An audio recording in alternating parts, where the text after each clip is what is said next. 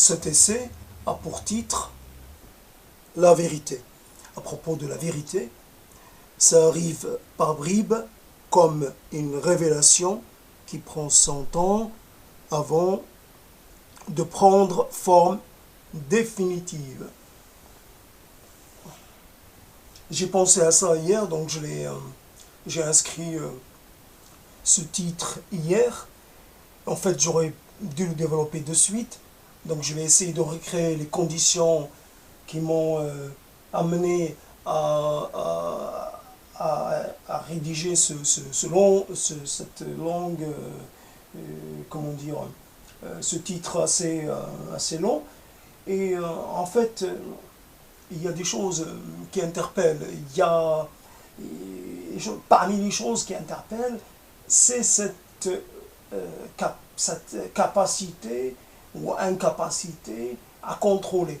Il y a un destin individuel ou un destin social à créer, à faire émerger, et c'est la construction de ce destin qui connaît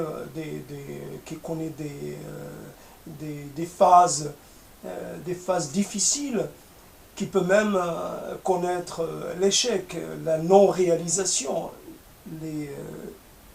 En psychanalyse, on parle de l'association d'idées pour arriver à découvrir, à faire réémerger ou à découvrir des réalités restées cachées ou des réalités. Donc en associant une image avec l'autre ou une idée ou une intuition, on arrive on ouvre une porte, on ouvre une nouvelle porte,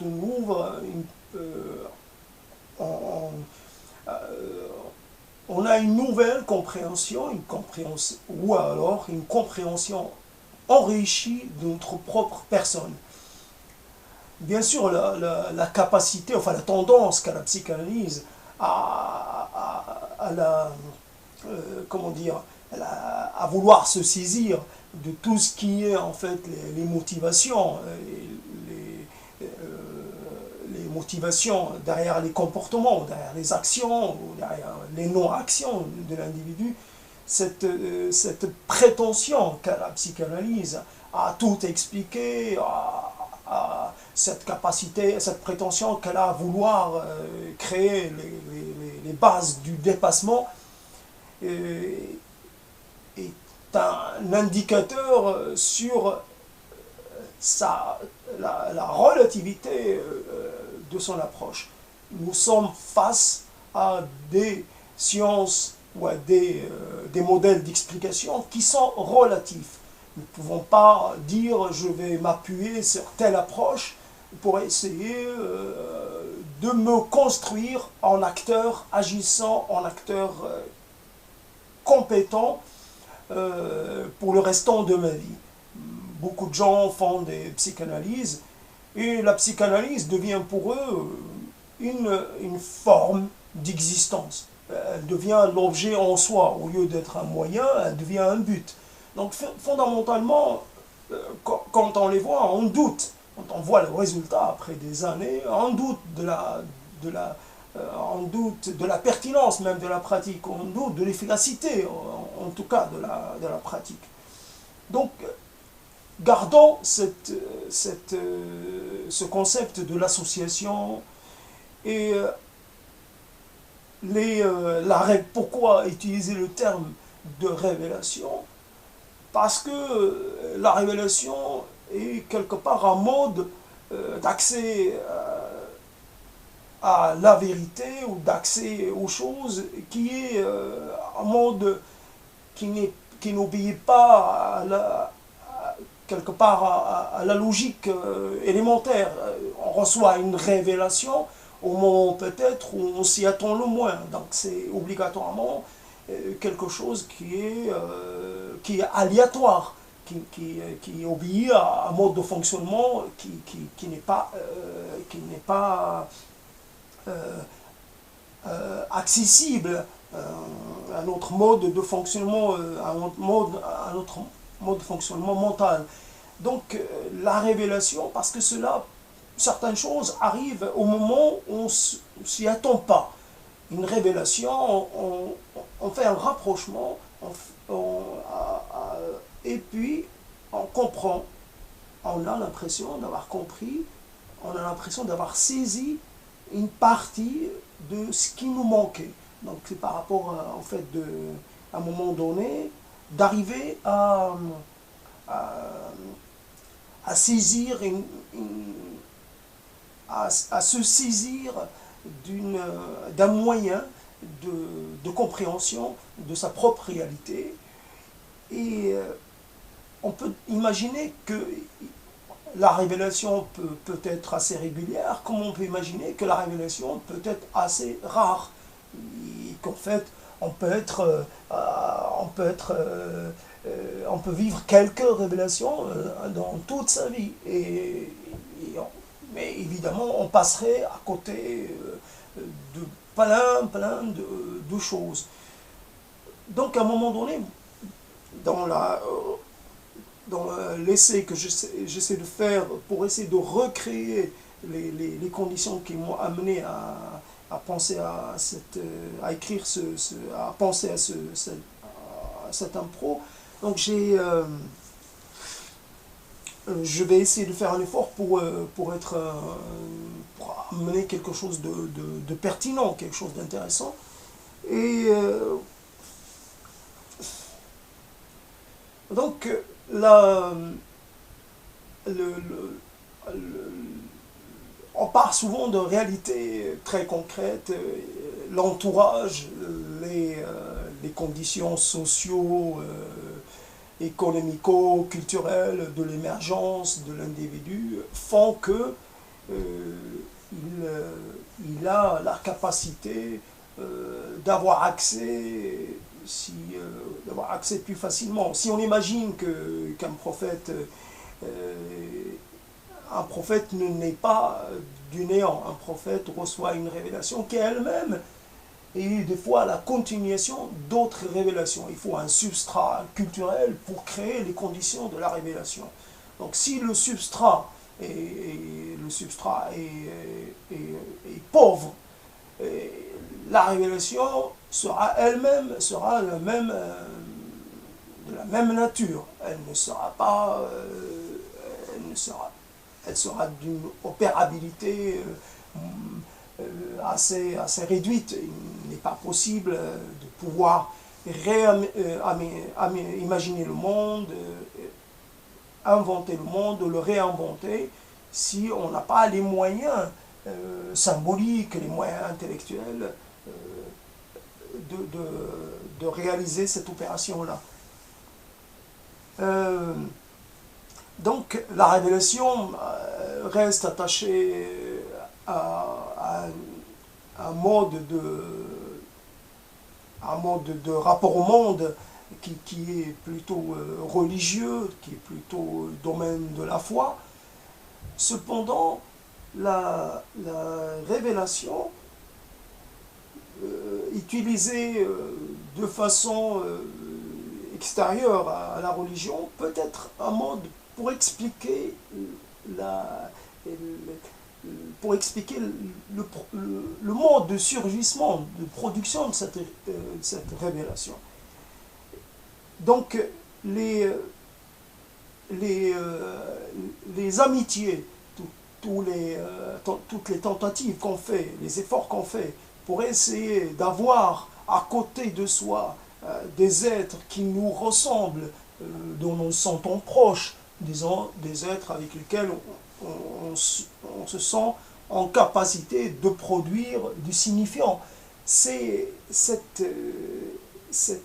êtres-là, on ne les côtoie pas parce qu'ils sont une image, un reflet de nous-mêmes. On ne les côtoie pas parce qu'ils sont,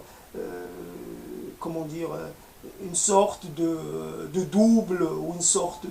Non, parce qu'en eux réside la capacité à créer la synthèse. Voilà, à créer la synthèse, à créer les éléments de compréhension. Et il est évident que on peut se tromper de compagnon, on peut se tromper de partenaire dans ce jeu. Et on peut passer toute sa vie, ou alors un temps très long, à rechercher des êtres qui sont qui pourront participer à cette opération de révélation. Donc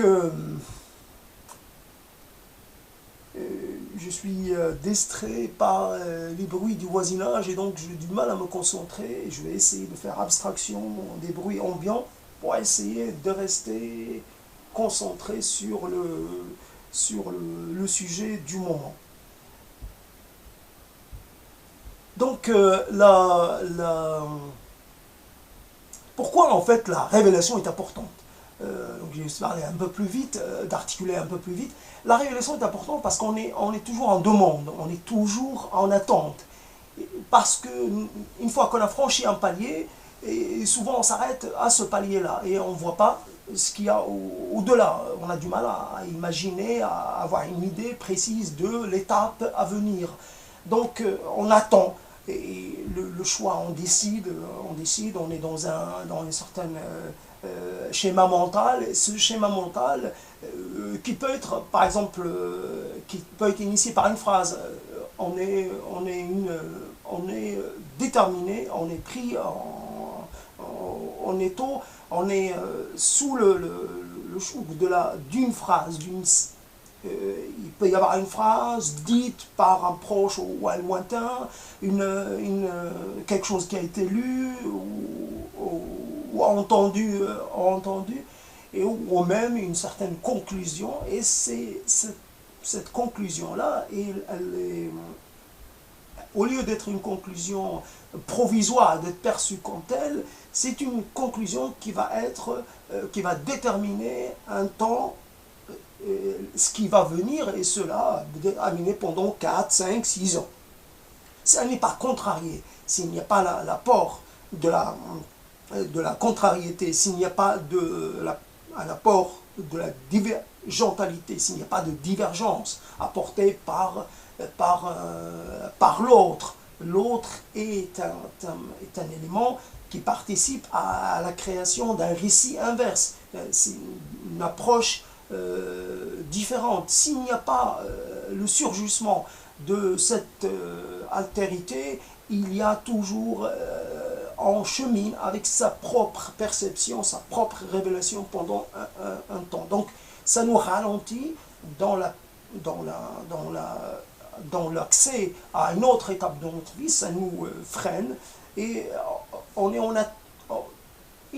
une fois qu'on arrive à la révélation, parce que les révélations se suivent, même si elles peuvent être rares, elles se suivent, elles peuvent avoir une temporalité très particulière, 10 ans après, 15 ans après, 12 ans après, mais en somme, en totalité, peut-être qu'on va être le sujet d'une vingtaine de révélations majeures. Je ne parle pas des révélations mineures ou révélations moyennes, mais des révélations fondamentales majeures, décisives. Et c'est sur ces révélations-là que toute notre vie va se jouer. On est de là, là j'essaie de me concentrer, je peux aller sur la capacité qu'on a à être un écoutant, un bon auditeur, quelqu'un qui en fait écoute les autres. Bien sûr, on peut aussi créer les conditions du surgissement de la parole de l'autre. Ça c'est évident. Pour écouter une parole, il faut qu'elle puisse être une parole différente, une parole autre, une parole neuve. Et donc on peut créer les conditions, si on peut essayer de créer les conditions. En tout cas, il faut rester en capacité d'audition. Il y a des fois des gens qui peuvent nous amener des rencontres, des situations à une nouvelle révélation, mais on est en incapacité sur le moment de saisir la portée, de saisir l'importance de ce qui se produit. Et c'est comment dire, on réalise qu'il y a un certain temps, nous avons choisi, peut-être pas choisi, mais nous n'avons pas écouté comme il faut. Nous n'avons pas amené, par exemple, un raisonnement jusqu'à sa fin, jusqu'à son terme. Il y a des raisonnements. Il est évident que, par exemple, il y a des questions qui sont très simples. Si on les utilise régulièrement, elles peuvent nous amener à faire des sauts, à progresser. Si on considère que le progrès est quelque chose est un bienfait et quelque chose qu'il faut apprécier, c'est un autre débat. Le progrès, il peut y avoir du cyclique, le progrès linéaire qui, lui, poursuit sa marche vers je ne sais pas quoi. Ce n'est pas ce progrès-là dont je voudrais parler, mais plutôt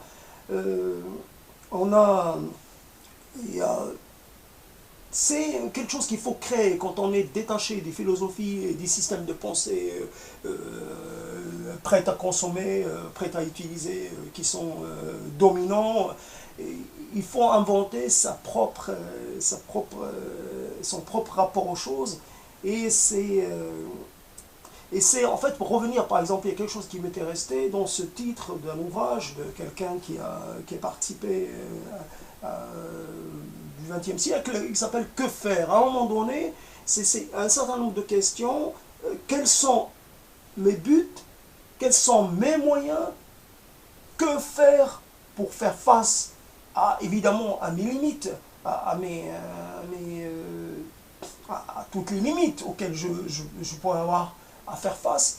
Il y a obligatoirement des limites. Il y a les limites peut-être même il y a des limites même dans le fait, j'ai oublié le terme, quand on pose la question, comment la question est posée, comment la question est élaborée, même dans ce cas-là, dans cette étape-là, il y a des limites. Il est peut-être obligé, il est peut-être recommandé de chercher à élargir le champ des questionnements. Il n'est pas peut-être pas tout à fait payant sur le long terme de parler en termes presque effectifs, matériels, d'une réalisation qui serait à toucher, une réussite qui serait matériellement palpable. Il est peut-être, à un moment donné, est-ce que les questions que je vais poser vont répondre à peut-être à quelque chose qui est, elle, largement que je privilégie, mais que je privilégie au fond sur toutes les autres, une option. Si j'estime que je suis porteur d'un message à partir du moment où je m'inscris dans cette prétention-là, le message, obligatoirement, n'est pas de reproduire, n'est pas de prendre une fonction tout à fait ordinaire, même prestigieuse, mais ordinaire. Le message, obligatoirement, introduit de la rupture. Si je suis en désir de rupture de façon fondamentale, il faut que je me donne les moyens d'arriver à cette rupture. Si je passe ma vie à essayer de faire des mini-ruptures, à essayer de les gérer, à faire des allers-retours, à faire comment je pourrais dire, à faire des aménagements, à faire j'ai oublié le terme, à faire comment on appelle ça? Parce que c'est un terme très, très parlant. Des compromis. Si je passe ma vie à faire des compromis avec mes désirs, donc la rupture en elle-même, est-ce qu'elle est temporellement parlant bien fixée? Est-ce qu'elle est plutôt l'expression d'une réalité bien marquée dans l'espace-temps? Ou est-ce que c'est une demande qui, elle, mérite d'être portée tout le restant de sa vie? il y a peut-être un désir de rupture à un moment de sa vie, mais ce désir ne doit pas devenir l'élément identifiant, l'élément majeur de sa vie, parce qu'il y a peut-être après un désir d'être dans le monde, de faire partie, euh, de faire comme tout le monde. La rupture n'était plutôt qu'une réponse. Et à partir du moment où un comportement n'est que la réponse, n'est que le résultat de facteurs qui le dépassent, est-ce que la rupture est préexistante? Est-ce qu'il y a un destin préexistant qui va faire que des gens vont être en rupture et que cette rupture-là est nécessaire? Quel type de rupture, quel discours de rupture peut-on produire? Il n'est pas possible d'investir des figures de l'ancien temps, des figures prophétiques pour s'installer dans un discours de rupture, dans une, comment dire,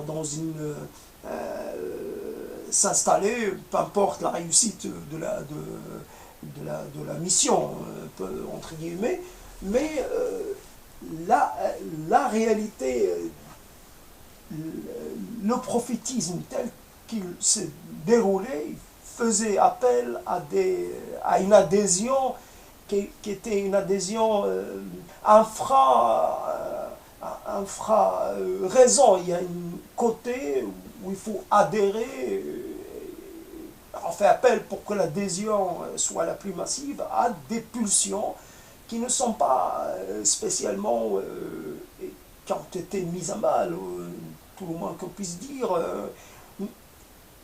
Donc la rupture est en quoi ma rupture, mon désir de rupture est plus intéressant pour la société qui m'entoure que celui d'avoir un destin presque ordinaire, un destin linéaire. Donc on peut par les questions qu'on pose, par les postulats qu'on pose, et se retrouver déjà en défaut. C'est-à-dire on part sur les mauvaises questions, les mauvaises bases, et toutes les réponses qu'on peut apporter par les révélations successives sont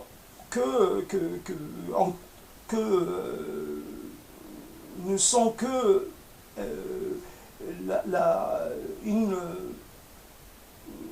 comment dire, une cristallisation, ne font que rendre l'erreur encore plus lourde, encore plus... Ça inscrit l'erreur dans la durée, ça inscrit... comment en fait être dans le bon choix, c'est-à-dire s'émanciper, s'autonomiser par rapport à son milieu d'origine, à son milieu d'affiliation premier, comment s'autonomiser, comment ne pas être soit dans la rupture, soit dans la continuité par rapport à ce milieu premier, et de façon à s'inventer un destin à soi totalement autonome, sans évidemment nier la dimension d'appartenance à une espèce. Évidemment, il n'est pas possible de rompre avec cette réalité qui est l'appartenance à une espèce, l'appartenance à un organisme vivant qui doit assurer sa continuité, qui doit assurer sa survivance. Là, il n'est pas question, la rupture, il n'est pas possible de rompre de façon... il n'y a qu'une rupture possible, il n'y a que... soit c'est la mort. Donc quelque part, et même quand on meurt dans cette optique-là, on reste encore attaché à son identité d'organisme vivant, la décomposition n'est que la poursuite de la vie sous une autre forme. Et donc, l'idée, tout en fait est quelque part préempté, et quelque part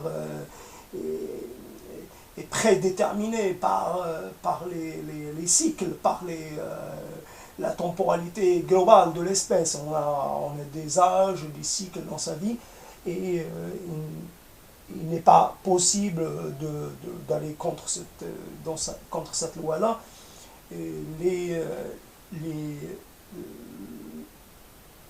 La personne jeune a des capacités quelque part à prendre des choix assez radicaux, assez brutaux, et la personne même vieillissante a plutôt tendance à temporiser, tendance à introduire de la relativité, à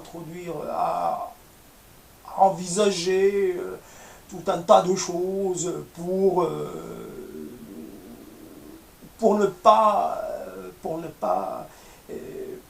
rompre, pour ne pas prendre des décisions radicales. Il y a cette radicalité de la jeunesse prise comme catégorie à part. Cela a été discuté aussi, hein, cette radicalité qui disparaît, qui s'amenuise. Donc, il faut imaginer que le mâle, l'être mâle, l'homme masculin, reste prisonnier d'une certaine indétermination, une détermination presque biologique. Il y a une volonté, comme s'il y a une volonté d'avoir un statut à part parmi les mâles de l'espèce. Il y a une volonté peut-être de se distinguer et de ne pas, parce que peut-être il y a un sentiment d'être à part, un sentiment de manque, et donc le moyen le plus sûr, c'est de se distinguer pour avoir sa part, pour avoir droit soi-même à concevoir, à participer. Le monde et la perception de soi, les temporalités, font que on est rarement en situation d'urgence. On ne se sent pas en situation d'urgence. Ce qui fait que notre rapport, notre course derrière les révélations ne se fait pas. Il y a une incapacité à régler nos perceptions sur notre réalité, nos perceptions intérieures sur notre réalité physique, sur les changements. On s'endort jeune, on se réveille vieux. Et on se réveille déjà sur le déclin. Alors le déclin cognitif, n'en parlons pas, il est là, il se manifeste par des tas de moyens, mais il y a aussi le déclin physique, il y a aussi l'incapacité à créer du lien, ou à recréer du lien. Il y a une incapacité à supporter l'autre dans sa... comment dire, l'autre dans tout dans tout l'éventail de difficultés ou de contrariétés dont il peut être porteur. Cela est... donc j'ai réussi à me concentrer un peu, ça a été un peu difficile, c'est laborieux, mais labeur est louable. Sans labeur, il n'y a pas de vie, donc labourons, faisons, creusons, dessillons, n'arrêtons pas, sinon sans labeur, il n'y a point de société, il n'y a point de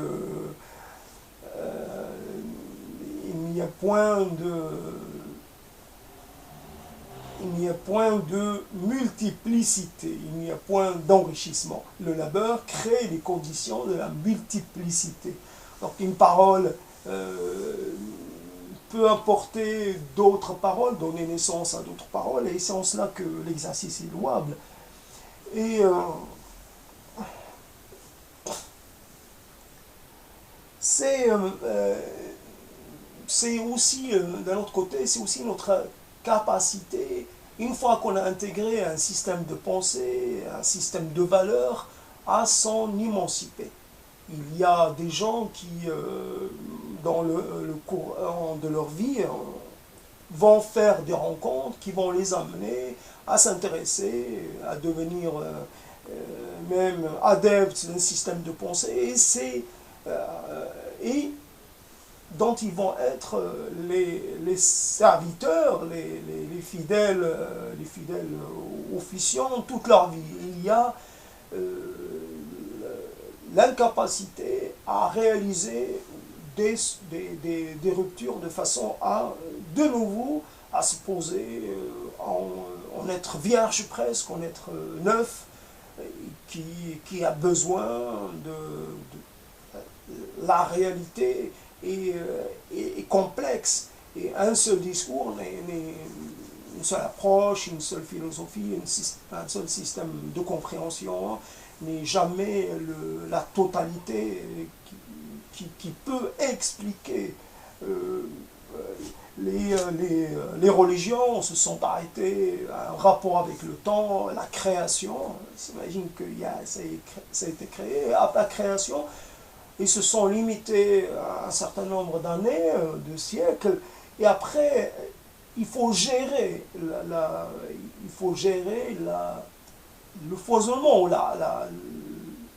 il faut gérer la réalité du vivant, qui est une réalité d'une multiplicité qui dépasse toute capacité de compréhension de notre cerveau, notre système de pensée, etc. La réalité est quelque chose qui est inassimilable. Le pourquoi de l'existence, on suppose par nos approches évidemment humaines, on se dit qu'il y a une évolution, qu'il y a une interdépendance, que la chaîne alimentaire, etc. Mais il y a des choses, un animal, à intégrer dans ces approches-là, dans ces systèmes-là. La création d'une chaîne alimentaire n'a peut-être pas besoin d'avoir des parasites. Les parasites peuvent constituer peut-être l'exception, peuvent constituer l'élément qui invalide ce type d'approche, ou alors c'est au niveau de l'échelle du vivant. Le vivant s'exprime selon des échelles tout à fait extraordinairement multiples et extraordinairement variées. Et après, on peut se poser la question de la constitution, de tout ce qu'on arrive à avoir, à appréhender, et ce que nous n'appréhendons pas, la constitution de cela. Mais après, la question de la finalité, la finalité dans la compréhension. Il est évident que tout ça n'a pas été mis en place pour nous, c'est-à-dire pour l'être humain, pour cette espèce-là, et qu'elle puisse en jouir, et pour son confort, même si on a vraiment introduit de la diversité dans l'usage que nous faisons de ce qui nous est, soit entre guillemets, alors les guillemets immenses, offert. Il y a des êtres que nous utilisons pour des usages extraordinairement inutiles. Mais beaucoup d'êtres, nous trouvons moyen de les rendre utiles, donc créateur de valeur ajoutée. Et donc, pourvoyeur de valeur ajoutée. Donc l'être mâle, l'être masculin, pour peu qu'il ait un peu connu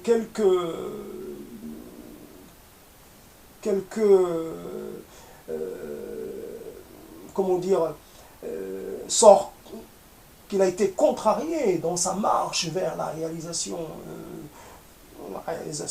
classique, va se retrouver à chercher sa place. Cette recherche de place peut prendre un temps qui lui, est largement au-delà de la capacité, physique de l'individu. C'est une recherche qui est sans fin. Et alors, se chercher un statut, se chercher une place, se chercher une utilité. Donc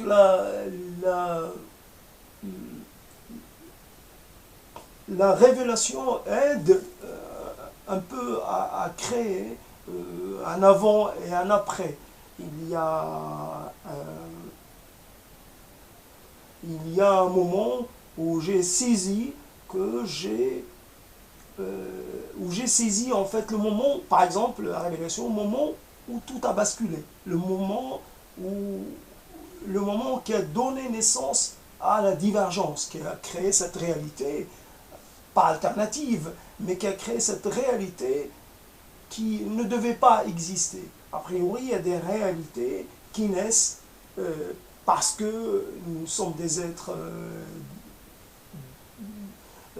qui faisons face à l'aléatoire dans notre réalité objective qui est assez déterminée.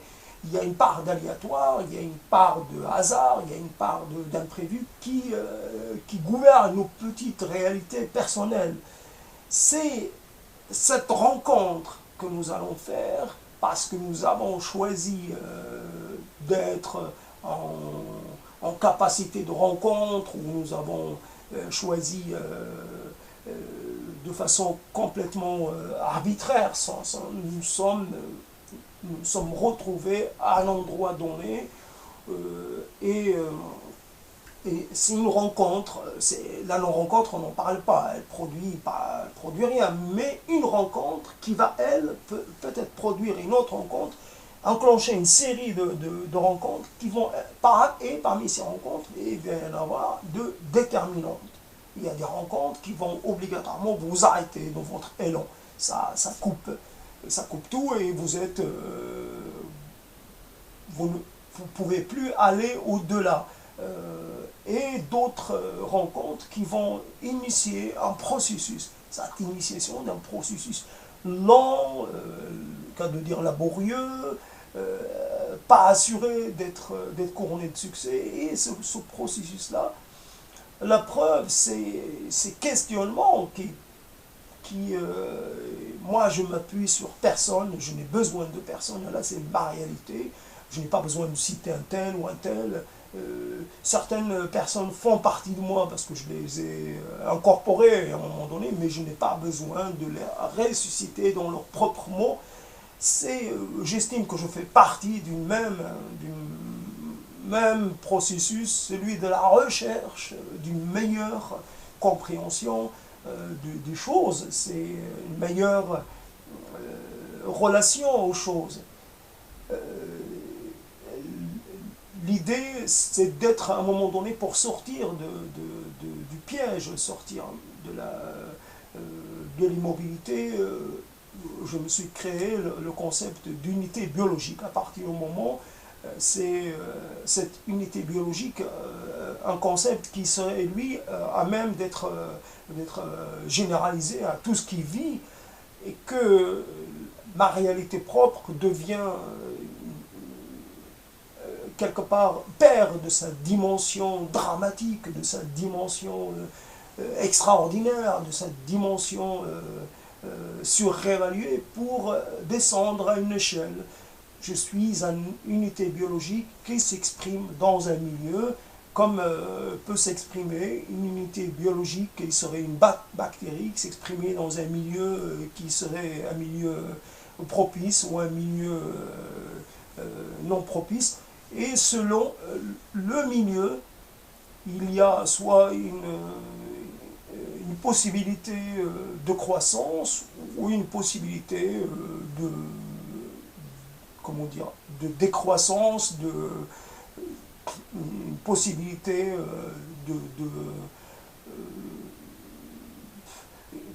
pas de déclin, mais il y a, il y a la capacité de croître, de devenir une unité à même de se multiplier selon le milieu. Et il peut y avoir aussi l'inverse, une unité biologique freinée dans sa fonction première, qui est de se reproduire, de se multiplier, et de donner de son énergie au profit de l'espèce, de vivre sa vie tout en permettant la continuité de son espèce et aussi la continuité de tout le système des vivants, toute cette réalité-là. Tout ce qui est en fait réalisation, déréalisation, tout ce qui est processus raté, tout ce qui est processus réussi, acquis, tout ce qui est accumulation ou pas, tout ce qui est enrichissement ou pas, devient évidemment secondaire, parce que on peut très bien dire une unité biologique, c'est peut-être son destin que de se perpétuer, mais si elle rate ce destin-là, de toutes les façons, on ne va pas lui donner une nouvelle chance. Le destin est après la mort de l'individu, il n'y a pas d'enfer pour pouvoir dire tu vas devoir payer pour ton refus de donner la vie, de te perpétuer. Il n'est pas possible de faire le procès de l'être qui ne s'est pas perpétué, l'unité biologique qui n'a pas su, qui ne s'est pas donné les moyens. Pour nous, humains, nous avons ce procès permanent de nous-mêmes que nous faisons parce que nous percevons que nous sommes trop limités, que nous ne sommes pas assez donné les moyens. Le travail sur les mots est peut-être une sorte de rattrapage. La langue permet une certaine réappropriation d'un réel qui, lui, en fait, est un réel perpétuelle fuite, un réel qui se refuse à votre contrôle.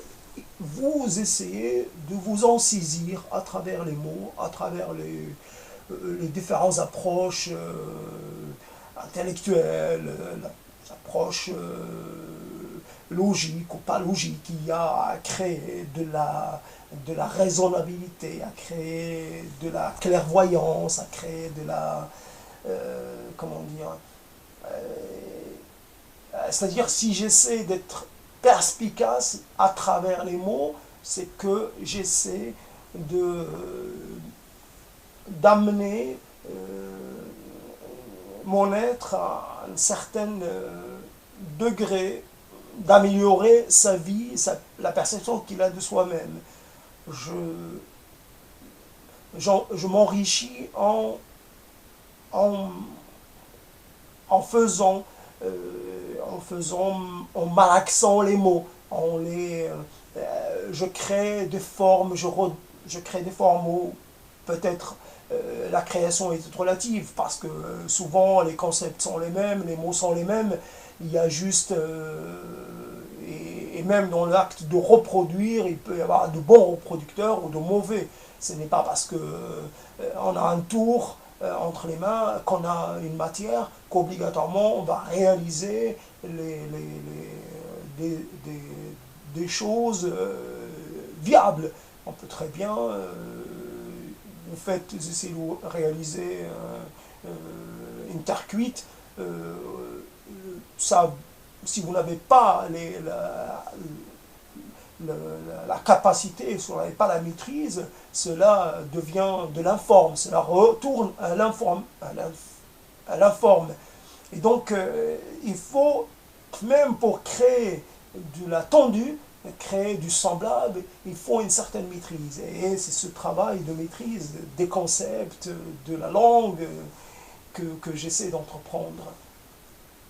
Et la réalité, les révélations, d'ailleurs, sont toutes des révélations mentales, des images, des choses qu'on fait, ce langage qu'on a à l'intérieur de soi, c'est dans ce rapport qui est cette perception intérieure, dans cet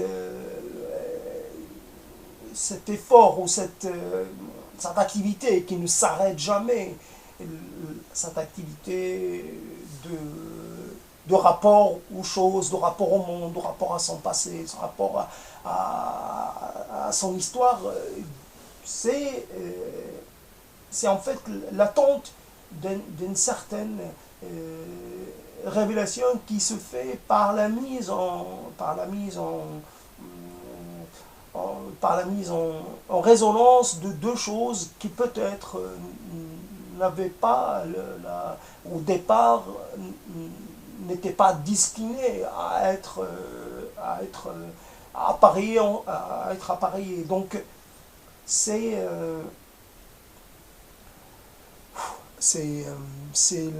dur de... Le mot bribe, je ne connais pas son histoire linguistique, je vois à peu près à quoi il peut servir. Les bribes, c'est les couches, c'est les morceaux, c'est les parties. Donc c'est bribe par bribe, mot par mot, partie de la perception. Des fois on a juste un peu un début de perception, un début de révélation, puis le travail, puis cela s'arrête, cela s'interrompt, parce que nous sommes des êtres qui fuyons aussi la révélation. Quand la révélation peut être quelque chose de traumatisant, au sens où, ou alors elle est au sens où elle prend un temps, elle prend un tour assez, des fois assez, comment dire, déstructurant. Faites la révélation que vous n'êtes pas doué pour la vie tout court, que vous êtes doué pour une sorte de non-vie. Vous n'êtes pas un acteur, vous n'êtes pas un participant. Donc cette révélation-là enfuit la révélation parce qu'elle peut comporter aussi cette partie, elle peut aussi comporter cet aspect-là, dans le sens où c'est comme si ce procès qu'on se fait, et quelque part, au fur et à mesure du procès, on va sortir des éléments à charge, et pour arriver en fait à produire, pour arriver à un jugement qui soit le plus équitable possible. C'est difficile de pratiquer, d'être équitable avec soi-même, parce que la dépendance vis-à-vis de son histoire, des éléments à charge, les éléments à décharge, on n'en tient pas compte. On tient compte dans le façonnement de notre regard intérieur dans des éléments uniquement à charge. Je suis en permanence en train de m'interroger, en train de participer à un procès j'interroge mes motivations, j'interroge mes actes, je présente un réquisitoire, je suis dans l'inquisition. Cette inquisition, d'ailleurs, ça peut être une inquisition qui, à un moment donné, qui tourne à vide parce qu'il y a des fois, à un moment donné, on ne crée plus de la preuve. On travaille sur des preuves datées. Il n'y a plus de preuves nouvelles à apporter au procès. Mais on réactualise toujours les mêmes preuves pour dire que la personne mérite une condamnation sévère, mérite d'être mise, comment dire, mise au banc de la société, mise à l'écart. C'est de nouveau de se réinscrire, besoin d'une révélation qui va s'inscrire dans un processus de réappartenance au monde dont toute la complexité de ces manifestations appartenir et non plus être une sorte d'élément à part. Révélation dans le sens aussi où quoi qu'on fasse, on est dans une certaine configuration mentale bien quelconque. On est aussi dans des catégories sémantiques toujours assez stéréotypées. On est dans une incapacité à créer de la différence, à créer de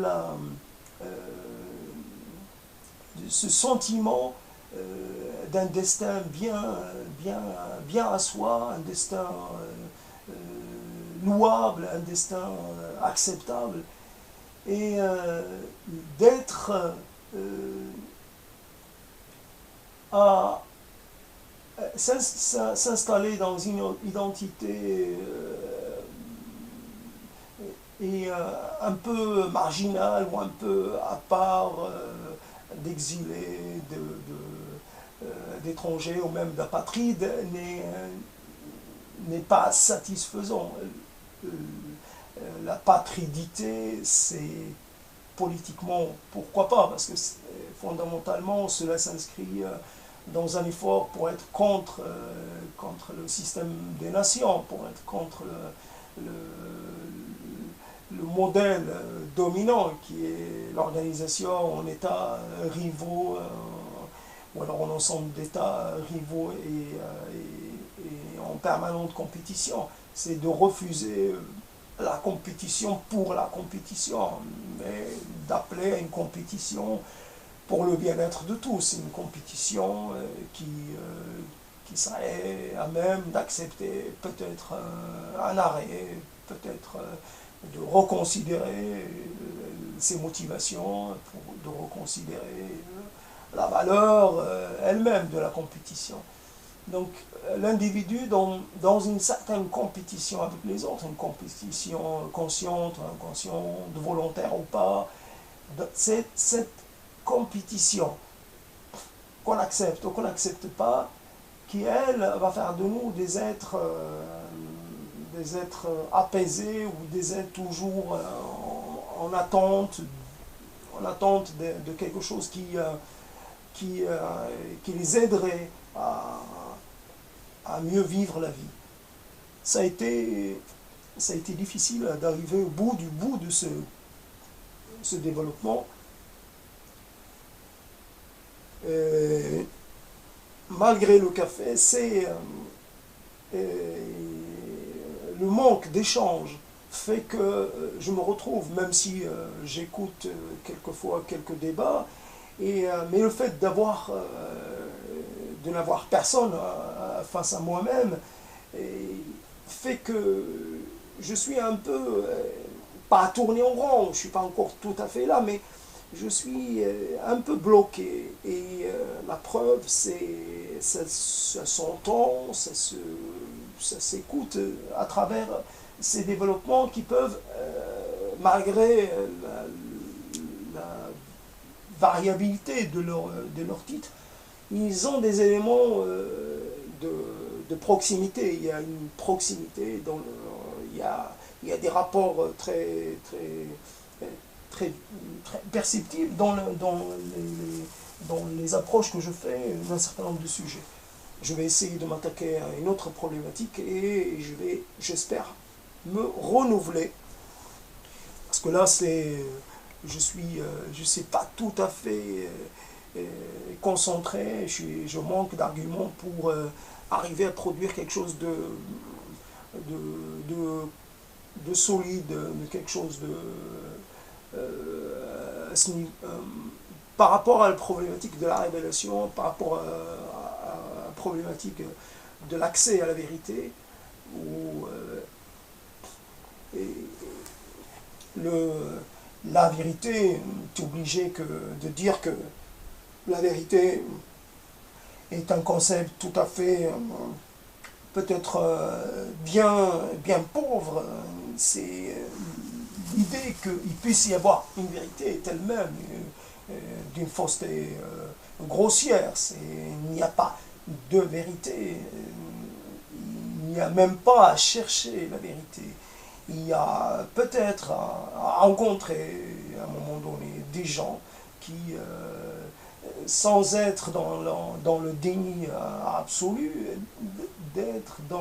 qui sont dans une certaine désaffection par rapport à tout ce qui est facilement accessible.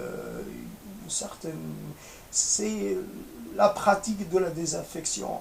Si je vois des bouddhistes, je n'ai pas spécialement l'impression qu'ils sont en désaffection par rapport au monde. Il n'y a pas réellement c'est la réalité qu'on participe encore à la division. On reproduit encore, on perpétue la division à travers la profession d'une certaine doctrine. La doctrine doit disparaître au profit d'une action. Il n'y a pas de doctrine à professer, il y a une action à avoir, il y a un être, il y a à produire, il y a un être à manifester, et cet être doit s'exprimer par lui-même, sans avoir besoin d'une doctrine, d'un système de pensée, d'un système de référence. C'est l'idée que une pensée est l'accomplissement, une pensée, une approche, et représente, bon, utilisant l'alpha et l'oméga, représente le début et la fin, représente une réponse, une réponse globale, une réponse il n'y a pas de réponse, il y a juste à apporter de la tempérance, c'est-à-dire à tempérer ce côté biologique qui est à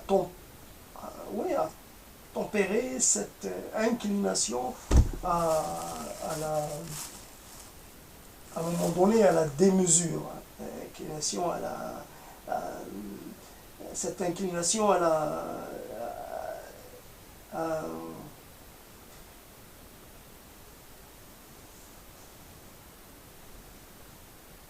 cette inclination à penser, à se penser en tant que tenant d'une vérité, à se penser en tant que... Bon, j'arrête là.